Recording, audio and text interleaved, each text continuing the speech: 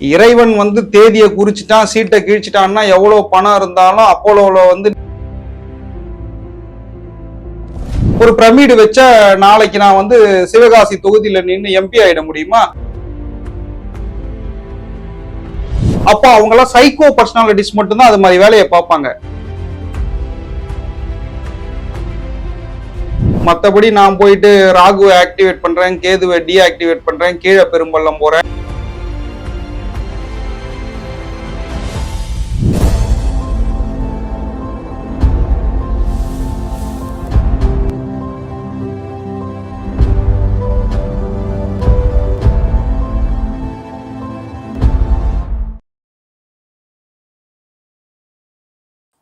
கிராம பகுதியெல்லாம் பாத்தீங்கன்னா இந்த பண்ணை வீடுன்னு சொல்லிட்டு மெத்த வீடு பண்ணை வீடுமாங்க. ஒரு 3 மாடி கட்டி வச்சிருப்பாங்க. வீட்டுக்குள்ளேயே படிக்கட்டும் இருக்கும், பெரிய ஓபன் ஸ்பேஸ் இருக்கும்.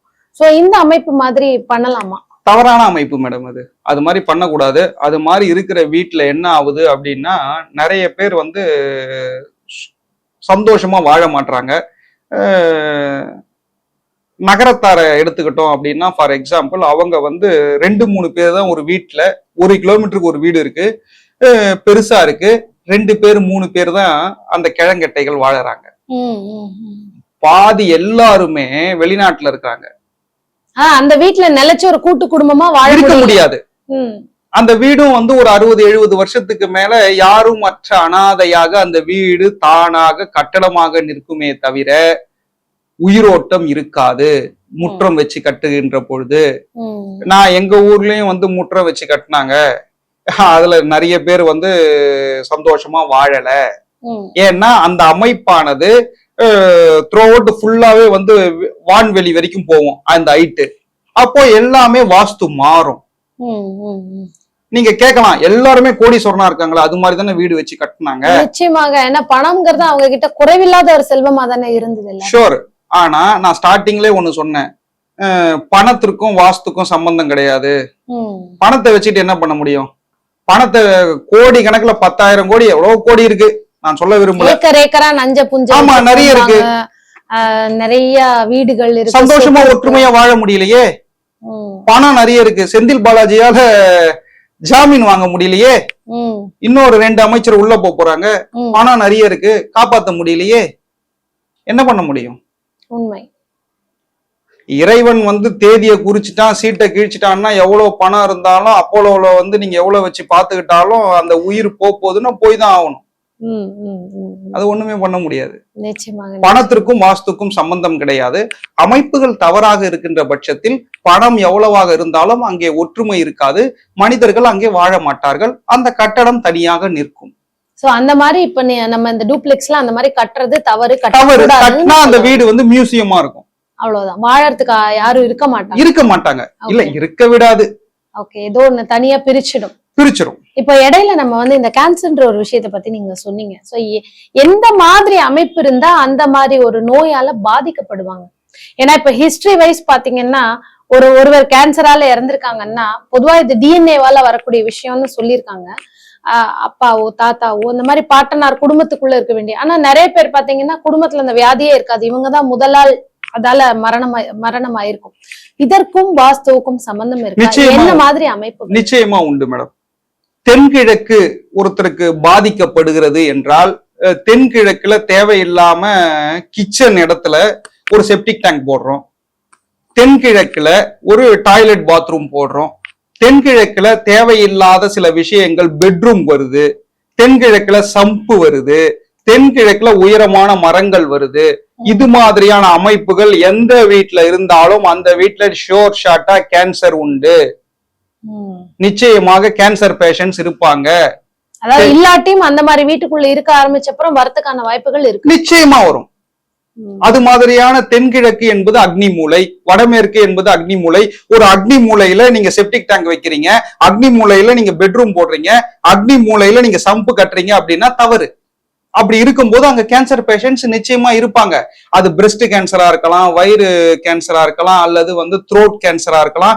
இது மாதிரியான விஷயங்கள் உள்ளே வந்துவிடும். நான் நிறைய வீட்டுல பார்த்திருக்கேன். அப்படி பார்த்தா சில பேர் வீடு தனி வீட்டுல என்டர் ஆகும் போதே வாசல்லயே செப்டிக் டேங்க் வச்சிருப்பாங்க. ஆமா, அந்த மாதிரி அமைப்புகள் அவங்க வீட்டுல கேன்சர் பேஷண்ட் நிச்சயமா இருப்பாங்க.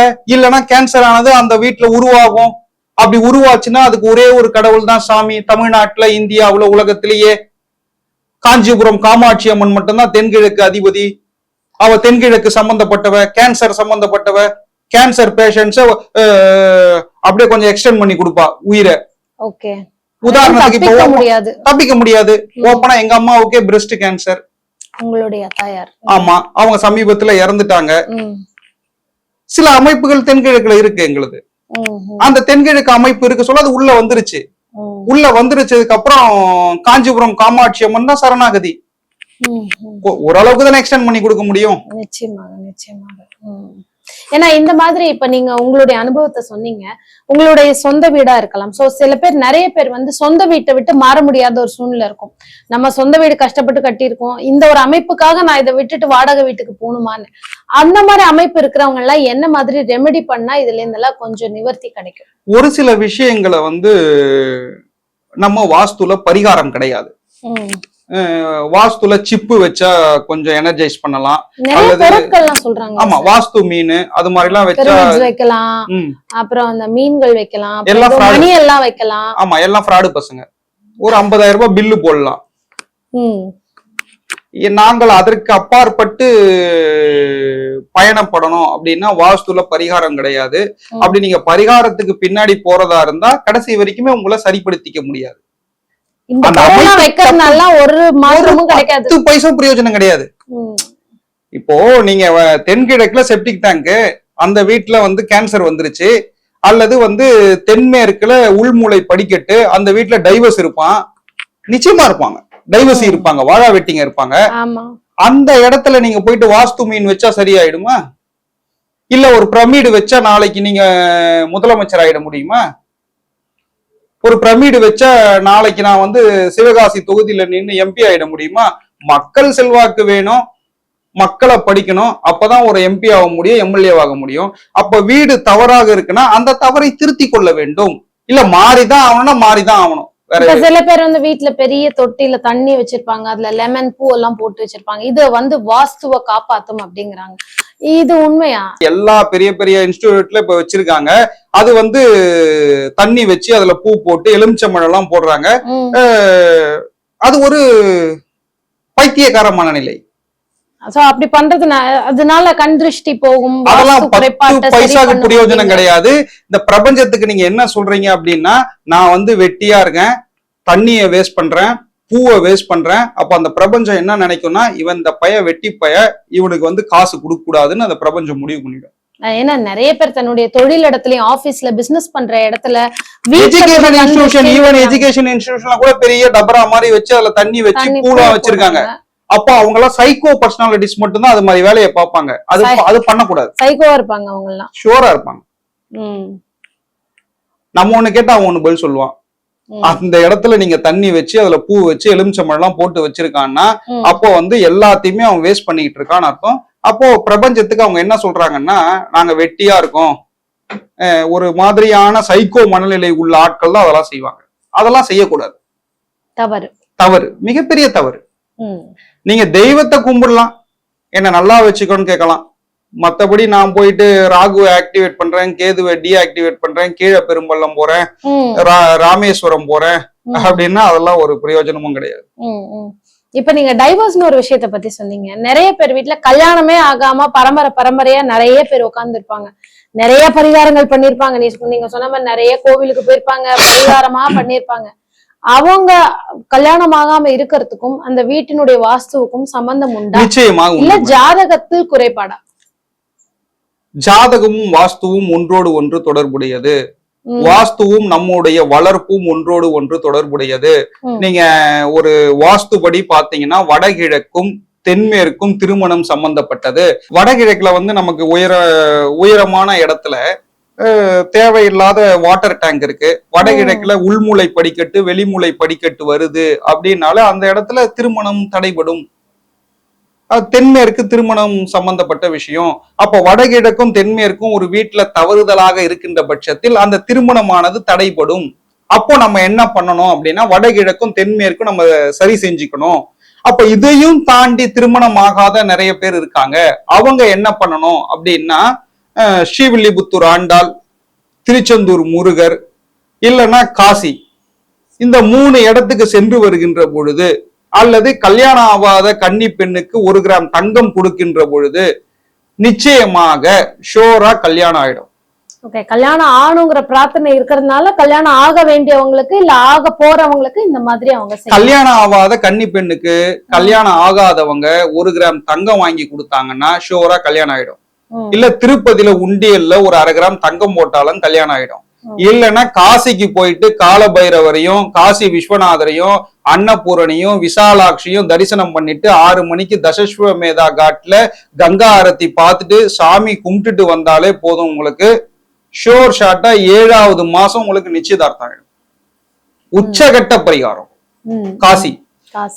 2வது திருச்செந்தூர்ல மடிப்பிச்சை எடுத்தா நிச்சயமா எப்பேற்பட்ட பிரச்சனையாக இருந்தாலும் எப்பேற்பட்ட தோஷமாக இருந்தாலும் திருச்செந்தூர்ல அந்த செந்திலாண்டவனை கைகூப்பி நின்னு கேட்டு எனக்கு வேற யாரும் இல்லை நீதான் எனக்கு சரணாகதி அப்படின்னு சொல்லி நாழி கிணறுல குளிச்சுட்டு கடல்ல நீராடிட்டு சுவாமிய தரிசனம் பண்ணிட்டு வெளியில வந்து மடிப்பிச்சை 20 மினிட்ஸ் எடுத்தா போதும். நீங்க நம்மளா கேட்க கூடாது, கையேந்தி நிக்கணும், அவன் மடிப்பிச்சை போடணும்.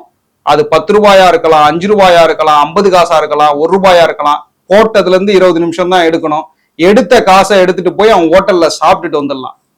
திருப்பி அதாவது அந்த மடிப்பிச்சை வாங்கி அந்த பணத்தை வச்சு அவங்க சாப்பிடணும். சாமி உண்டியல்ல போடக்கூடாது. இது மாதிரி செஞ்சா ஷோர் ஷாட்டா அவங்களுக்கு கல்யாணம் ஆயிடும். எப்பேற்பட்ட தோஷமும் அடிச்சு தூக்கிட்டு போயிட்டே இருக்கும். அதுக்கு திருச்செந்தூர் செந்திலாண்டவனுக்கு மட்டும்தான் அந்த பவர் இருக்கு. வேற எந்த சுவாமிக்கும் அந்த பவர் இல்லையான்னு நீங்க கேட்டீங்கன்னா இல்ல. திருச்செந்தூர் செந்திலாண்டவனுக்கு மட்டும்தான் அந்த பவர் இருக்கு. 24/7 முருகர் எங்க இருக்காருன்னா கடல்ல இருக்கார். திருச்செந்தூர் கடற்கரையில முருகர் இருக்கார், பழனியில முருகர் இருக்கார். வேற எந்த கோவில்லையும் முருகர் இருக்காரான்னு கேட்டா அந்த நேரத்துக்கு நெய்வேத்தியம் ஏத்துப்பாரு. மத்த கோவில்ல இல்ல இல்ல, ஓப்பனா சொல்றேன் இல்ல. யாராவது நிரூபிக்க சொல்லுங்க. பழனியிலையும் திருச்செந்தூர்லயும் 24/7 முருகர் விளையாடுறாரு மேடம்.